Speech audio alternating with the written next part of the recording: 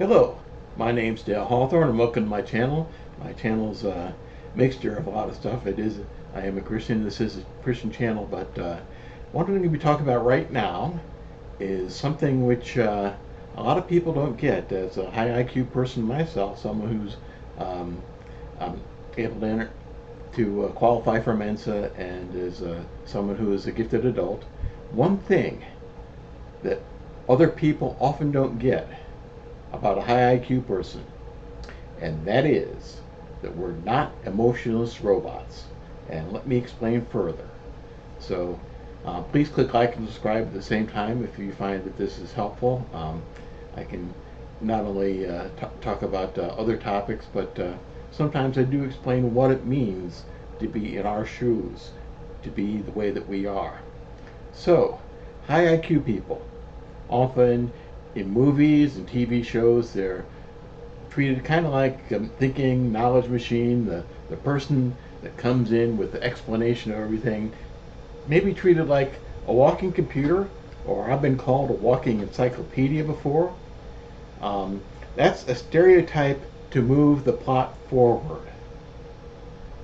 And people who swallow the stereotype may try to take advantage of that when they deal with a high IQ person. They try to offload their reading and research to us, make us their permanent, unpaid research assistants, especially if we're really fast at it. That's just plain exploitation, and it does happen, thankfully, a few times, but that's not the way that we are generally.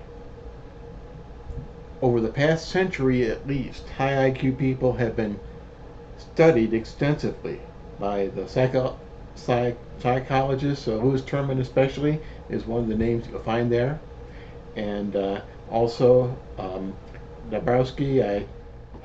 I got his book. I can't remember his first name. Last name is Dabrowski, the Polish psychiatrist. High IQ carries with it high, they can call it enhanced emotionality and sensitivity very often.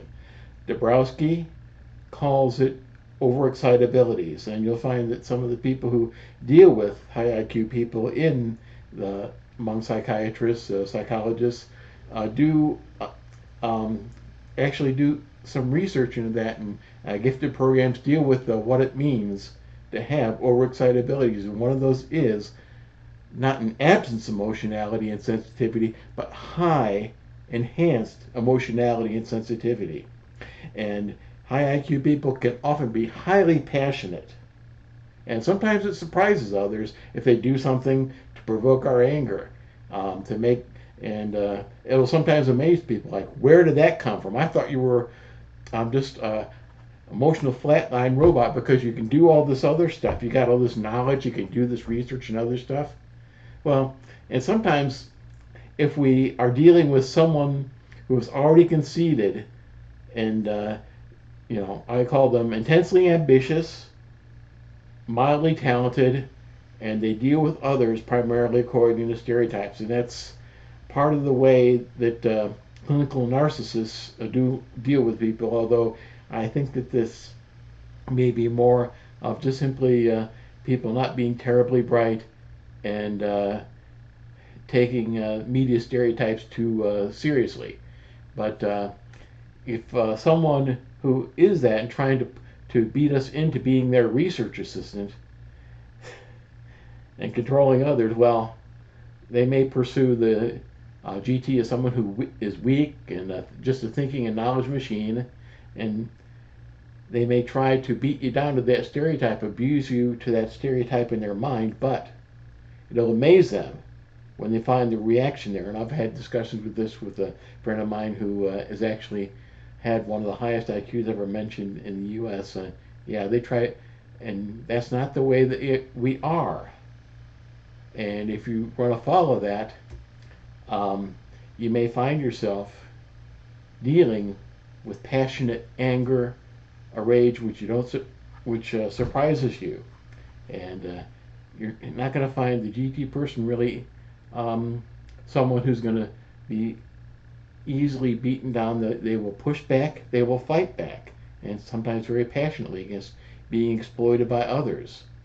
And there's a friend of mine, another friend who once described this.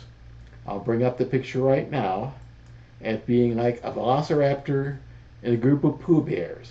This is an AI image, and being AI made it for me when I asked about it. And yeah, that's what it can be like dealing with a passionate and angry GT. So, someone who is a high IQ person who's dealing with someone who doesn't recognize that passion within them, that thinks of a person of high IQ as a research, reading, and knowledge machine. And we are not machines. And that's something, if you look at the thumbnail, you see a person looking at a robot. And we're not that type of person. And certainly, back in the 1960s when Star Trek came out, the original series, a lot of people from the GT background tended to identify somewhat with Spock because he had that logic, which there's a lot more emphasis on that in the original series than there was afterwards. But there's also the passion of Kirk and McCoy's compassion and moral compass. And I would like to suggest that those are characteristics of Kirk, Spock, and McCoy that we can all imitate, and also Scotty's technical ability for in a technical field. Spock's logic, ability to produce knowledge out of data.